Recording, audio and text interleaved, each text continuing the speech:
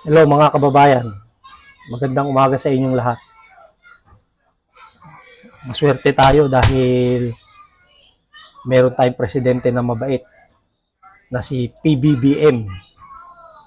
Mabait yung ating presidente dahil sa kabila ng mga pambabati ko sa kanya, ng kanyang mga kalaban sa politika,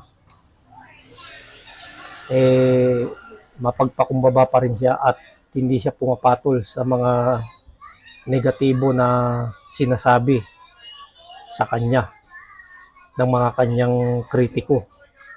Kahit na masama yung mga sinasabi sa kanya, personal, below the belt, pero mabait talaga si PBBM.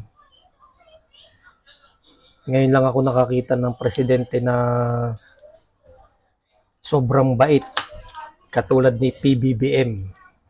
Hindi nagkikipag-away sa mga kalaban niya sa politika. Kahit may masamang reputasyon yung kanilang pamilya na dahil sa kanyang ama noon, dahil sa martial law at sa mga nangyaring hindi magaganda na dito sa ating bansa. Kaya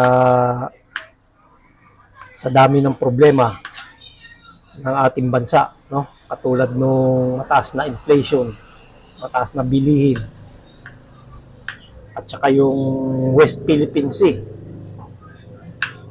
Yan ang mga pangunahing problema. Kuryente, tubig, at problema sa issue ng medical, trabaho, at iba pa. Kaya maswerte tayo, PBBM.